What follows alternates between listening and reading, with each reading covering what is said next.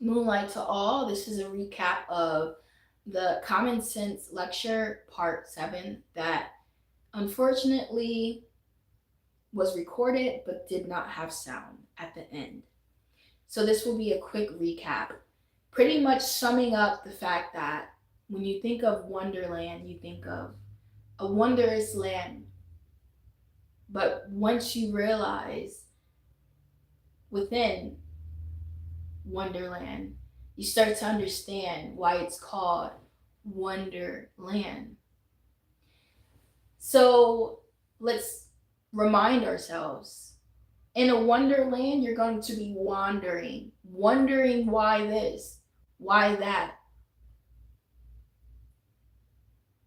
why who. So, and then there's you. Remembering that you now fallen into this place, Alice,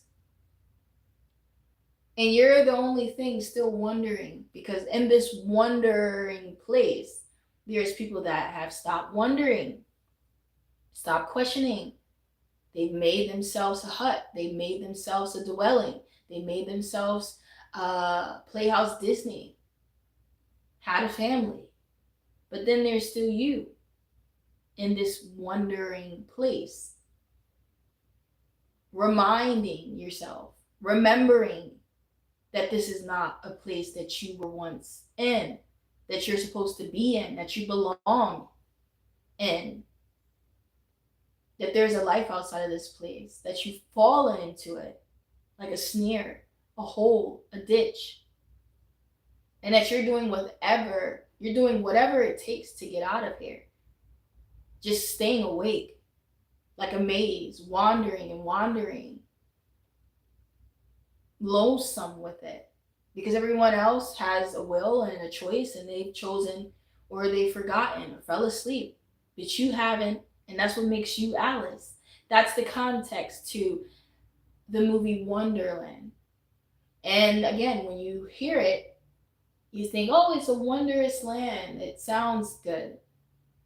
But the true meaning of it will make you realize what wonderland truly means. It is to wonder. And so, to context it to this world, to the reality, it is to wonder. Wonder. You're wondering why. You're wondering how. You're wondering, trying to find a way out, trying to find what you know inside. And that's all that you have in Wonderland is you, and trying to stay awake and trying to stay intact and having that common sense to keep it when there are so many different distractions and so many different ways wandering in this maze. And that's the repetition of constantly in that illusion, looping and looping, day in, day out, the same thing, seeing it almost like you're hitting a wall, but you never give up, Alice. Out of you, out of the world, out of the place that you're in. It's like all hope is depending on you.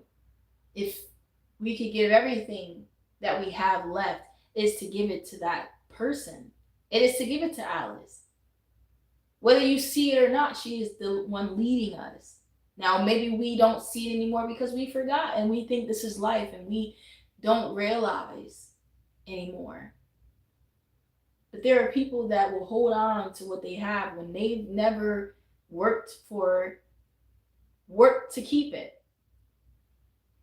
You know, to give Alice our last patience, to give her our last rations. It is to give it with understanding, because there are people that are holding on to rations when they're not even hungry because they've not exerted themselves.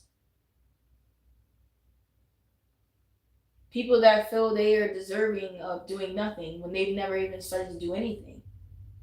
When she's doing these things and she's exerting herself, so that would make common sense. It would make for an understanding. In the world of Wonderland, that we seem to be all in.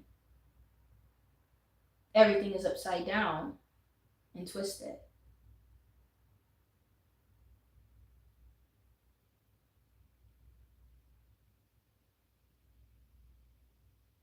So, in a world like that, and with a person like Alice, she's all that we got. She's all that's left. Whether you see it or not, from up above or down below, she's the last hope.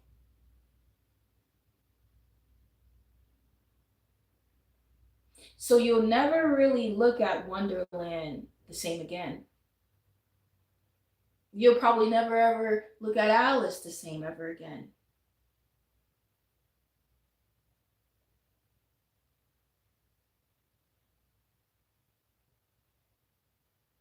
It's the reality.